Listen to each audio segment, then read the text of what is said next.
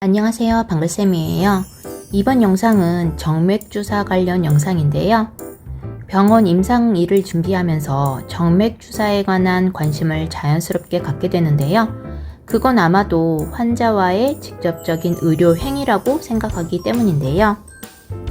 이번 영상에서는 다른 정맥주사 관련 영상과 다른 방글쌤만의 시크릿 폴드를 공개해 드릴게요.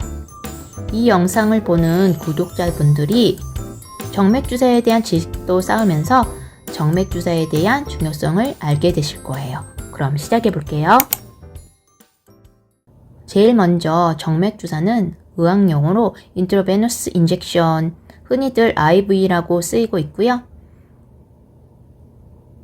정맥주사 시 필요한 도구인 정맥주사 카테터는 엔지오 카테터, 메디컷 이렇게 부르고 있어요. 이건 병원마다 부르는 이름은 다르답니다.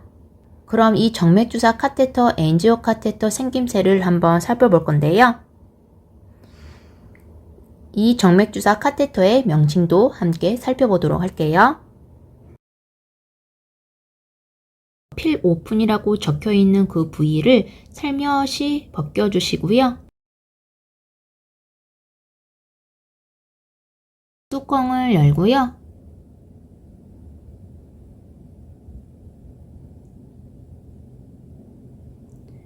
카테터를 두 개로 분리했을 때 바늘이 있는 이 앞부분은 젤코라고 말하고 IV 후에 몸에 남겨있는 부위라고 생각하시면 되고요.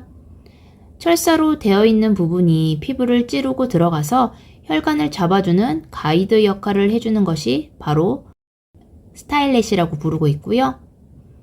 그 뒷부분이 바로 챔버라고 부르고 있고 정맥내로 카테터가 제대로 삽입되었을 경우에 혈액이 차는 부분이라고 말해요. 그리고 이 엔지오 카테터에서 노란색은 허브라고 부르고 이 카테터의 굵기는 G라고 쓰고 읽기로는 게이지라고 읽고 있어요. 흔히 4개로 구분하는데 허브가 노란색인 경우 24게이지고요. 혈관이 얇은 성인이나 소아 환자에게 사용하고요. 두 번째 파란색의 경우에는 22게이지고 병원에서 성인에게 가장 많이 사용하고 혈액 중 혈장을 수혈 시 사용하고 있고요. 항암제를 투여해야 할 경우에 24게이지보다 22게이지를 사용하고 있답니다. 그리고 분홍색의 경우에는 18게이지 혈관 확보가 어려운 환자들이나 조영제를 사용해야 하는 검사인 CT나 MRI 검사 시 혈관 확보 시 사용하기도 하고요. 적혈구를 수혈할 때 사용하기도 하고요. 초록색의 경우에는 두 가지가 있는데 그 첫 번째로 조영제를 사용해야 하는 CT나 MRI 검사를 할 때, 적혈구 수혈할 때 응급적인 상황에서 중요한 약물을 빠르게 주입해야 할 경우에 사용하고 있고요. 이 18게이지 중에서도 앞침 부분이 더 긴 카테터의 경우에는 복수천자나 흉광천자 시에도 사용한답니다. 숫자가 클수록 굵기는 얇고 짧다고 보시면 될 것 같아요. 기본적으로 꼭 아셔야 하는 내용이었고요.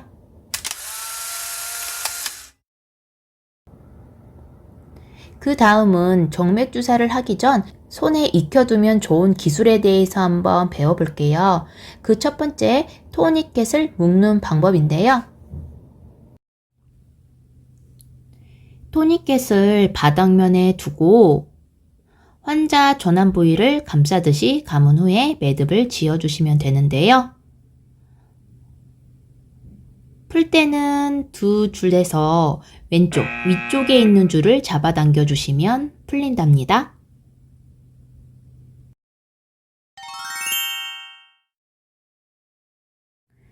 고무줄처럼 생기지 않는 토니켓도 있어요. 요즘 많이 쓰고 있고요. 버클을 채우기 전 바닥면에 놓고 채워 놓으시면 된답니다.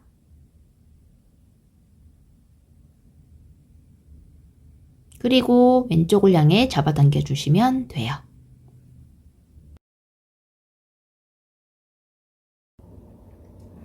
그 다음은 소독섬 닦는 방법이에요. 가장 기본적이면서 꼭 지켜야 할 내용이기 때문에 알려드리려고 하고 있어요. 흔히 정맥주사 영상을 보시면서 그냥 지나쳤을 때가 있었을 텐데요.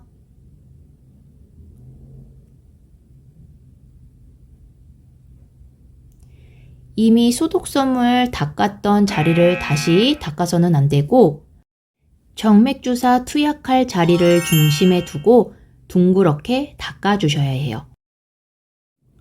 문지르거나 같은 솜으로 다시 닦는 건 오염됐다고 보시면 되거든요. 정맥주사 시에는 감염이 되어서는 안 되기 때문에 정맥염, 다른 말로 플레바이티스의 위험이 크기 때문에 꼭 지켜주셔야 해요. 뒷부분에 다시 한번 다뤄볼 테니 끝까지 시청해 주시고요. 그 다음은 정맥주사 시 알아야 할 사항에 대해서 한번 살펴볼 건데요. 심장 부위보다 낮은 위치에서 주사 부위를 두고 준비하시는 게 좋고요. 정맥주사를 놓아야 할 부위에는 따뜻하게 해주시는 게 혈관을 확보하는 데 도움이 되고요. 정맥 부위를 너무 세게 두드리지 않고 손가락으로 툭툭 두드리시는 게 좋고, 바늘의 사면이 위로 가게 해주셔야 되고요. 바늘을 찌른 뒤 넣었다 뺐다 하지 마셔야 되고요. 감염이 있는 부위나 손상된 부위에서 원쪽에 확보하는 것이 좋고요. 특히나 손상되지 않는 부위에 확보하는 것이 원칙이랍니다. 그리고 정맥주사는 말초를 향해서가 아니라 중심을 향해서 라인을 확보해 주세요. 동정매루가 있는 팔이나 유방암 수술 후 림프절 절제술을 받은 팔에는 절대로 정맥주사를 확보해서는 안 된다는 것도 꼭 알아두세요. 정맥주사에서 여러분 중요한 거는 바로 이건데요. 투약사고에 어떻게 보면 원인이 될 수 있는 건데, 바로 주사를 준비한 사람이 직접 투약하고 정리하시는 게 중요해요. 정리하는 과정에서 주사의 찔림의 위험이 또 크기 때문에 주사를 준비한 사람이 투약하면서 마지막까지 정리하시는 게 좋답니다. 그 주사침은 손상성 폐기물에 처리해 주시고, 주사기나 소독솜은 일반 의료 폐기물에 버려주셔야 된답니다. 마지막으로 정말 중요한 정맥주사 시 감염되지 않도록 주의하시는 게 굉장히 중요한데요. 정맥주사 하기 전에는 손을 꼭 씻어 주셔야 되고, IV를 하고 난 그 엔지오 카테터를 오염되지 않도록 해 주셔야 하는데, 단순히 IV를 투여 시에만 주의해서는 안 되고요. 환자 피부에 서식하는 균이 내부로 침투하면서 감염을 일으킬 수 있기 때문에 오염된 소독제, 그 알코올솜을 쓰시는 건 안 되고요. 연결한 삽입관 부위가 오염돼서도 안 되고, 당연히 그 오염된 주사제나 주사기를 통해서 감염이 될 수 있기 때문에 사용해서도 안 되고요. 주사바늘 부위에 붙여둔 테이프에 틈이 생겼거나 젖어서는 절대 안 되세요. 이것도 오염된 거라고 보실 수 있거든요. 붙여두었던 테이프를 떼고 다시 교체해 주셔야 된답니다. 이렇게 오염된 상태에서 정맥주사를 투여할 경우에는 이로 인해서 정맥염, 의학 용어로는 플레바이티스라고 하는데, 이 정맥염이 생겼을 경우에는 정맥 부위가 빨갛게 염증 소견이 보이면서 심장으로 들어가는 혈관이기 때문에 위험해질 수가 있어요. 그래서 더 각별히 주의해 주셔야 되고요. 그 정맥염 부위는 심플 드레싱을 해 주셔야 한답니다. 사실 이 이후로 이 영상을 준비하게 됐는데요. 자칫 잘못된 정맥주사 방법을 숙지하고 가셨다가 큰 의료사고의 원인이 될 수 있기 때문에 각별히 더 주의해 주세요.